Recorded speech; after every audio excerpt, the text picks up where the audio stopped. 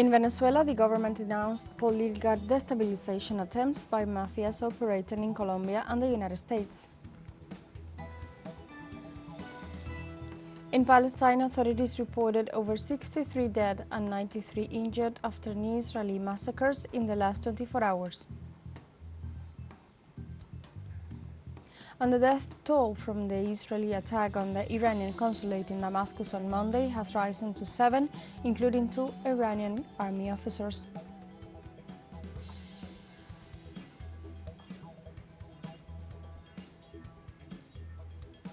Hello and welcome to From the South. I'm Alejandra Garcia from teleSUR studios in Havana, Cuba. We begin with the news. Venezuela's Public Prosecutor's Office denounced plans to carry out a coup to promote acts of violence in the run-up to the July presidential elections. Venezuela's Attorney General Tarek William Saab denounced that former members of the military linked to the so-called Operation Gideon are organizing a destabilizing movement from the United States and Colombian territories. Saab denounced that the Colombian right-wing media and former presidents Álvaro Uribe and Iván Duque collaborated with extremist and anti-Venezuelan sectors. The prosecutors pointed out that this is the 9th action unveiled and investigated by the government, which had its highest point in the so-called White Armband Plan, intended to end the life of President Nicolás Maduro. Venezuela's Foreign Minister Iván Gil condemned the threats issued by Argentina's President Javier Milei to promote a regional avalanche of sanctions against the South American country. Through his official account on X, the Venezuelan minister said, "The spokesman of the extremist right wing of Venezuela's surnames, who call for invasions and sanctions, are speaking. The neo-Nazis' expectations will sink again. Venezuela is advancing at a good pace and will defeat every attempt of the imperial servants. Instead of moving the tail to your masters like puppets, dedicate yourself to solve the internal affairs of your country, which are already quite entangled."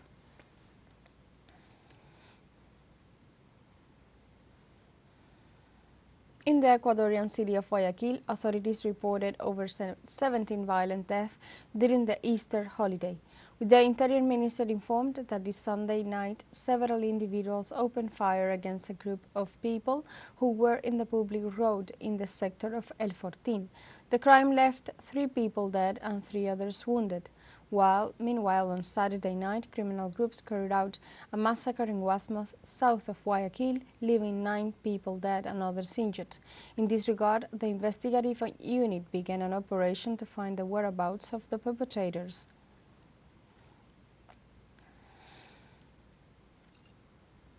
In western Colombia, risk management authorities declared a sectorized public calamity due to avalanche risk. Product of an emergency generated on March 28th by a mass movement occurred in the sector of Humondino, generated a blockade in the Huachucal Creek. Several people were injured in this incident that also left material damage so far incalculable. The mayor of Pasto, Nicolás Toro, has referred that the situation is delicate because there are about 100,000 cubic meters of water that put at risk a sector of the city which has generated the decision-making to ensure the safety of citizens.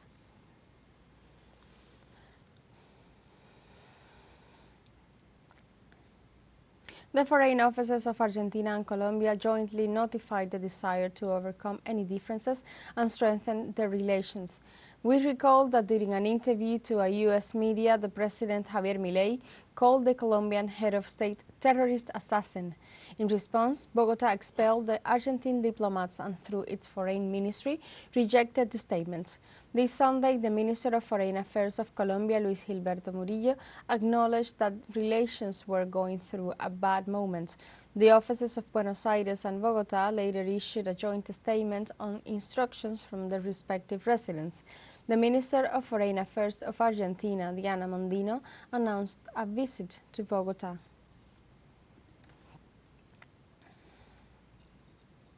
Panama's authorities warn of an increase in the number of irregular migrants entering the country. According to official data, during the first quarter of the year, over 108,000 irregular migrants crossed the Darien jungle.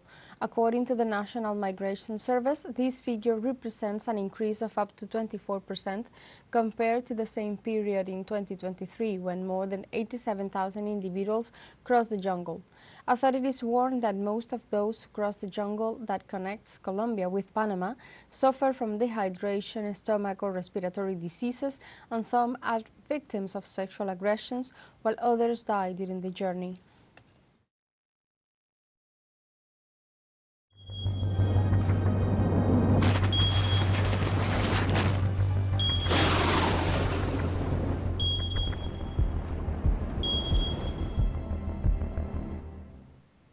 Uruguay has completed the operation for the return of displaced people after the floods caused by the heavy rains of the last few days.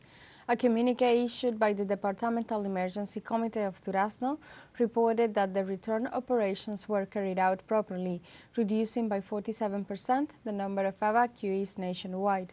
This comes after it was reported that the area was stable, and they confirmed that the G River is already in its normal flow. Along with the return operations, the last medical round was concluded with the distribution of food, hygiene kits, and fumigation tasks to fight the prevalence of mosquitoes in the departmental capital. Let's take a short break, but remember you can join us on TikTok at teleSUR English, where you will find news in different formats, news updates, and more. All the stories coming up, stay with us.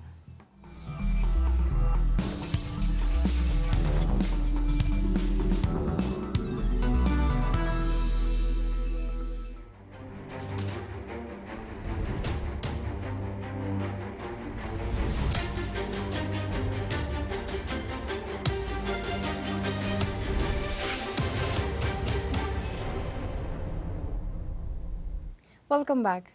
In Palestine, authorities reported over 63 deaths after new massacres in the last 24 hours by the Israeli occupation forces in Gaza. According to the Palestinian authorities, Israeli bombardments and raids also left 94 other people wounded. Gaza's health ministry said that the death toll rose to 32,845, while the number of wounded reported reached 75,392. More than half of them are women and children. For their part, the rescue and civil defense teams continue with the work of recovering bodies and have expressed that they have been hindered in their task by the impediment of the Israeli troops.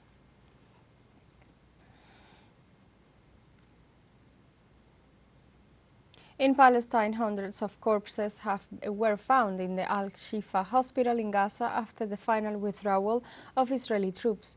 Medical sources confirmed that the bodies were not only on the hospital premises, but in the vicinity of the hospital.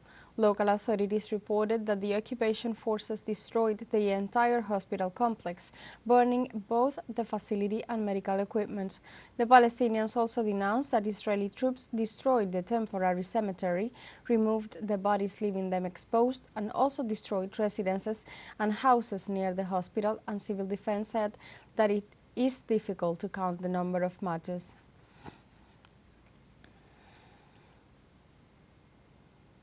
And in this context, after 2 weeks of siege, the World Health Organization reported that the victims were innocent civilians, many of them patients and medical personnel. Israel carried out this latest siege with the pretext of attacking Hamas militants without providing any evidence of their presence at the hospital before, during, nor after the withdrawal of its troops.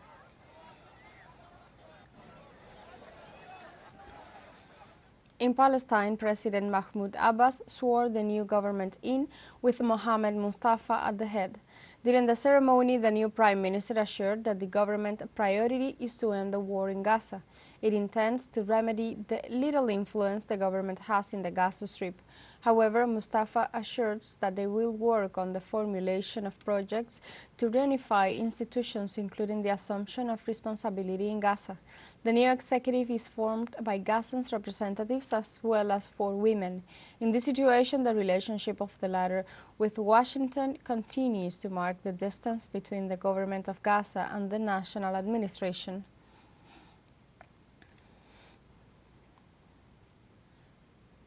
Palestinian authorities warned that the Office of the United Nations Middle East Organization for Palestinian Refugees, UNRWA, faces financial crisis after Israeli accusations against that United Nations agency. The Department of Refugee Affairs of the Organization for the Liberation of Palestine warned about the crisis of the United Nations Public Work and Relief Agency for Palestinian Refugees in the Middle East. The agency warned that the funds available in UNRWA's budget cover the needs of the Palestinians until the end of May. However, after this month, it will enter into a deficit in relation to its regular budget. Officials noted that at least 16 countries suspended their funding to the agency after Israel claimed that 12 of its employees were involved in Hamas operations without being able of providing these accusations. The death toll from the Israeli attack on the Iranian consulate in Damascus on Monday has risen to 7, including 2 Iranian army officers. According to a statement issued by Iran's Islamic Revolutionary Corps (IRGC), Brigadier General Mohammad Reza Zahedi and his Deputy General Mohammad Hadi Harihimi were killed in the attack. Official reports informed that several buildings near the Iranian embassy were severely damaged, while the consulate of the Persian nation was completely destroyed. Iranian government sources say the target of the Israeli airstrike was the residence of the Iranian ambassador Hussein Akbari, who warned that Tehran's response would be, in his words, decisive.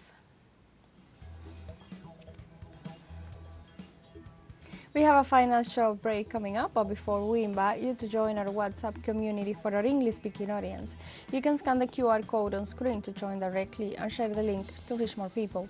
Constant news coverage of Latin America and the Caribbean, as well as the rest of the world. Stay connected and informed with teleSUR. Final short break. Don't go away.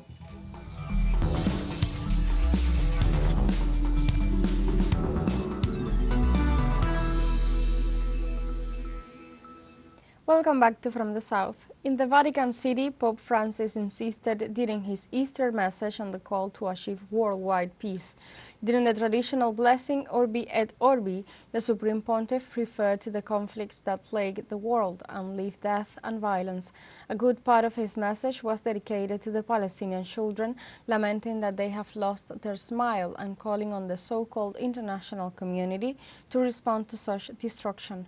His voice joined the voices of millions calling for an unconditional ceasefire in Gaza.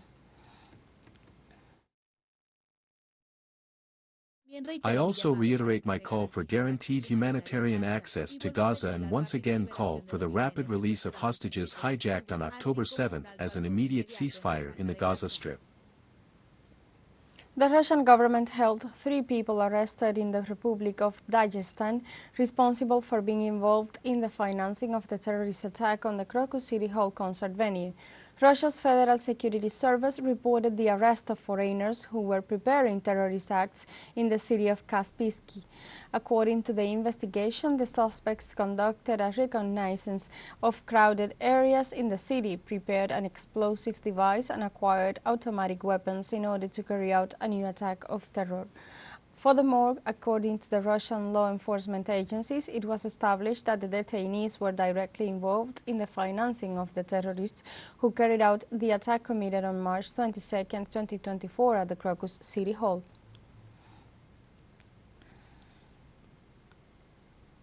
Azerbaijan accused Armenia of moving troops, armored vehicles and artillery on the border of both countries. The Azerbaijani Ministry of Defense stated that in view of the intensive movement of military troops in different directions on the common border, it will respond effectively to any provocation. Likewise, affirmed that all responsibility for the worsening of the situation will fully fall on Armenia and its supporters. In this regard, the military entity reported an increase in the activities of Armenian troops during the last few days, what it qualifies as provocations aimed at increasing tensions.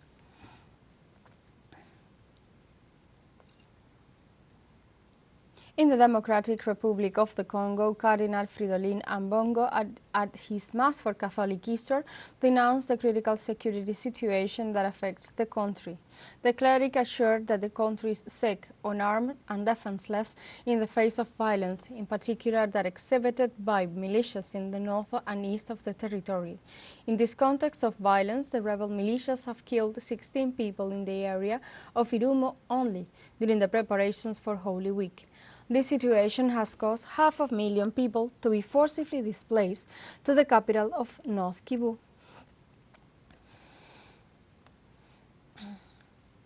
The United Nations peacekeeping mission in the Democratic Republic of the Congo raises alarms over the unprecedented expansion of the rebel group Movement 23, known as M23.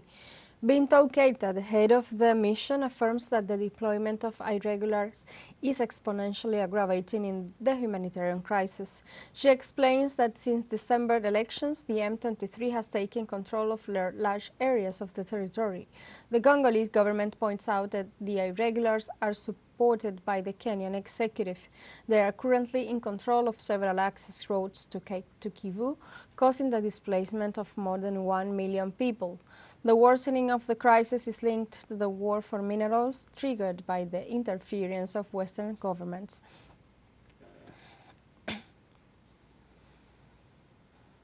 The organizing committee of the Olympic and Paralympic Games of Paris 2024 presented the medals that will be awarded to the 5,000 athletes at the summer events.